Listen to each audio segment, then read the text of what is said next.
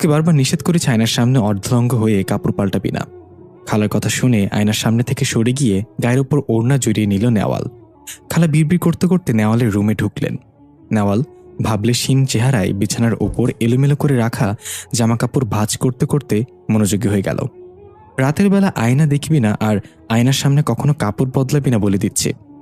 আমি পর্দা এনে দিচ্ছি, আয়নাটা রাতের বেলা পর্দা দিয়ে ঢেকে রাখবি। খালা, তাতে কি হয়? এত খুঁতখুত হলে চলে বলো? সবকিছুতে আধুনিকতা খুঁজবি না, যা বলেছি মানার চেষ্টা কর। বলে খালা বেরিয়ে গেল। নেওয়াল ভাঁজ করা কাপড় তুলে রেখে একবার আয়নার দিকে তাকালো। নেওয়াল অত সাজগোজ প্রিয় না হলেও আয়না দেখতে বেশ পছন্দ করে। আয়নার দিকে তাকিয়ে নানা বেশে নানা অঙ্গভঙ্গিতে নিজেকে দেখে কল্পনা করতে থাকে তার ভীষণ ভালো লাগে। সারাদিন অনেকবার তার আয়না দেখতেই হয়, কিন্তু খালা কেন জানি আয়না নিয়ে বেশ খুঁতখুঁতে। আর কথা হলো রাতের বেলা কিছুতেই আয়না দেখা যাবে না। আয়নার সামনে কাপড় বদলানো যাবে না। নতুন ড্রেসটা ফিট হয়েছে কিনা দেখতে সেটা পরে আয়নার সামনে ঘুরফিরে দেখছিল। সেটা খালা দেখে ফেলে, কাপড় বদলেছে ভেবে বকা দিয়ে গেল।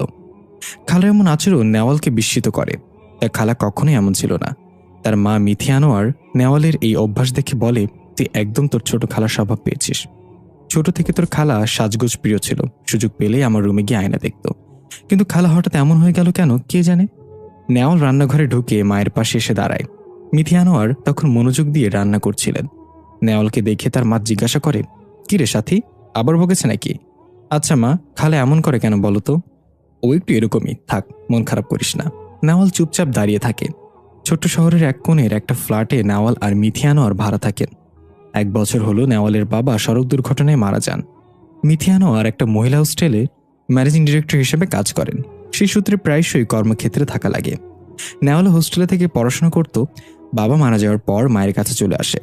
কাছের ভার্সিটিতে অনার্সে ভর্তি হয়। বেশ কয়েকদিন হলো তার খালা তাদের বাসায় এসেছেন। অদ্ভুত ব্যাপার হলো, সে প্রায় 9 থেকে 10 বছর ছোট খালাকে দেখেনি। সবাই ভেবেছে তার প্রেমিকার সাথে পালিয়ে গেছে। এত বছর বাদে ফিরে আসার পর খালাকে নিয়ে নেওয়ালের নানা বাড়িতে ঝামেলা চলছিল। মিথি আনোয়ার জানতে পেরে ছোট বোনটাকে নিজের কাছে নিয়ে আসেন। বোনের সব অদ্ভুত আচরণ অবাক করে নেওয়ালের মাকেও। তোর বিছানা মুখোমুখি ড্রেসিং টেবিলটা রেখেছিস কেন? খালার কথাটা শুনে নেওয়াল খাওয়া বন্ধ করে মায়ের দিকে এক পলক তাকায়।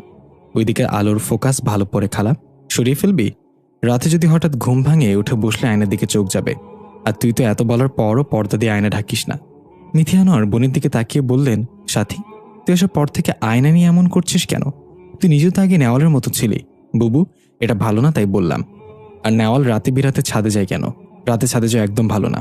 নেওয়াল কিছুটা বিরক্ত মাখা কণ্ঠে বলল, খালা, পড়তে পড়তে বোরিং হয়ে গেলে মন ফ্রেশ করার পর কয়েক মিনিট ছাদে হাঁটাহাঁটি করে আসি।